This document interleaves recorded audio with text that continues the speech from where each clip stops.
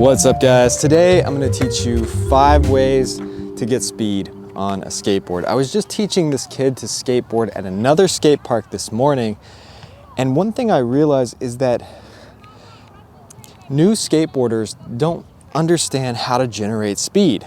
I feel like that's one of the first things that really catches somebody's eye is like, I can go fast on this skateboard. So when you're first learning, the easiest way to get speed is just by pushing. You're gonna take your front foot, put it on the board, take your back foot, and just push.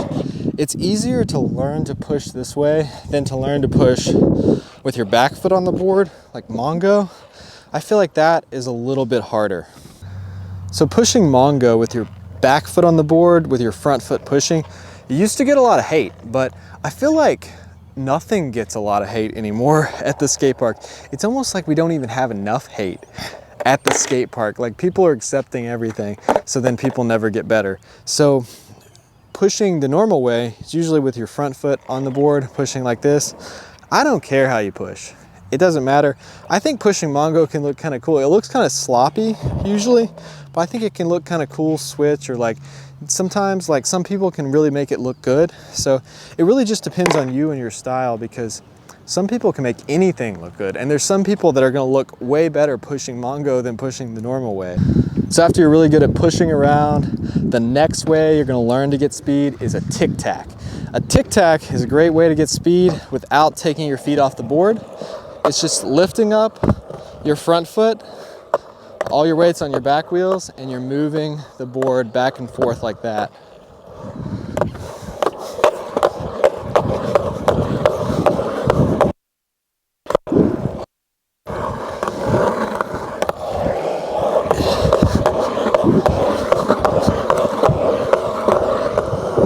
Kind of feels like you're surfing, and it really generates a lot of speed really quick. You don't have to get off your boards. You can stay on the board and be ready and be set up for a trick.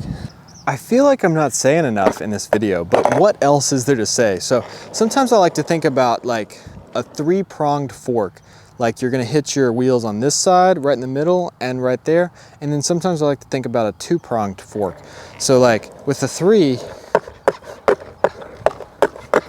you're going like that, and with the 2, you're going like this.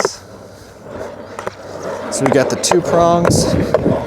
The 2-prong really gets the speed. The 3 is just trying to be fancy for no reason. Yeah, the 3 doesn't do anything. Do the 2-pronged fork.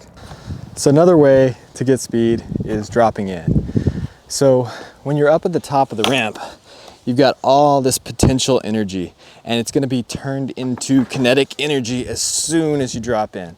The steeper the ramp, the more speed you're gonna get.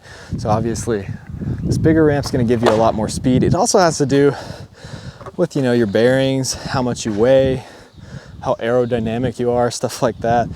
But yeah, dropping in is a great way to get speed. So this video is not about how to drop in, it's just about getting speed. So yeah, dropping in gains a lot of speed just because you are pushing your front foot down, you're pushing all your weight down, and it just really gathers speed faster than just rolling down a hill. But you can get even more speed by rolling in or bonking in. That's because you've got momentum up here that you're taking with you, and you're adding that. It's like this momentum plus this momentum. You're adding that to this momentum, and the amount of energy it takes to bonk over the coping. You're putting all that together, so if you bonk into a ramp, you're gonna get more speed to do a trick on the other side. So obviously, rolling into that bank is gonna be easier than rolling into this quarter pipe. But rolling into this quarter pipe is gonna give you more speed, especially if you do it right. If you do it wrong and you roll so fast that you bonk over this and go all the way to flat, it's gonna take speed away. But if you actually engage with the ramp, you bonk over the coping and then immediately pump into the ramp. You use that quarter pipe and utilize its energy, then you're gonna get more speed. So you're popping over and then you're pumping your knees into the transition, just like you were pumping in the mini ramp. With transition, this shape like this, you can really use that transition to gain speed. With the bank, you can't really pump your knees the same way. You can pump into a bank, but it's not to the same degree that you can pump into a quarter pipe. A steeper quarter pipe, you can really pump and generate that speed. So I would consider rolling into a ramp different than dropping into a ramp.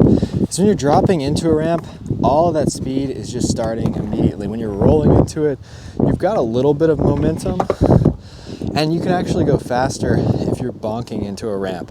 So when you're rolling into a ramp, you've got speed already, and it just like increases by a lot when you hit the ramp. Another thing new skateboarders don't really understand is how to pump.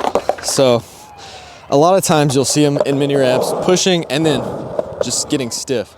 But when you're in a mini ramp, you have to actually pump it.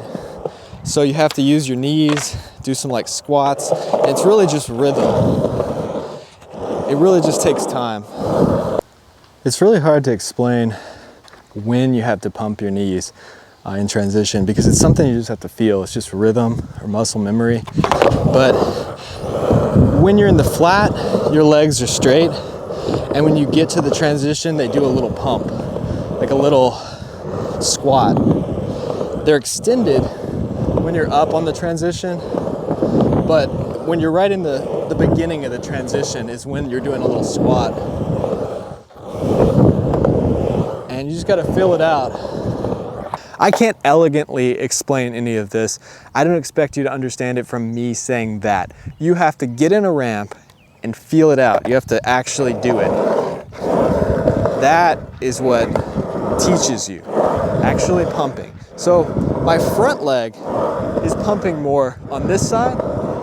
My back leg is doing more of the pumping on this side. You have to kind of really compensate for the ramp. So skating a ramp is just going to take some time. You have to really compensate. Like when you're all the way up on this side, there's more pressure and more weight on this leg, and your upper body is moving one way or the other to compensate for that as well. When you're up on this side, you can feel it in this leg. This leg activates. This quad activates. The whole leg, I can feel it engaging. When I'm on this side, I can feel this leg engaging. It's weird, but it's just muscle memory. It's just your legs know what to do after a certain amount of time.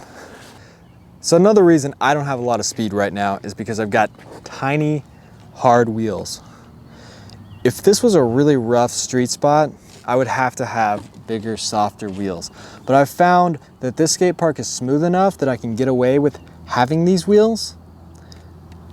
But if I wanted to get faster, I would have to get a little bit larger, softer wheel. Also, these bearings, they're falling apart. The shields are off and they're dragging against the bolts on almost every one of these bearings. So yeah, with Tic Tacs, you're really just lifting up your front wheels and pushing them one way and then pushing them the other way just to generate speed.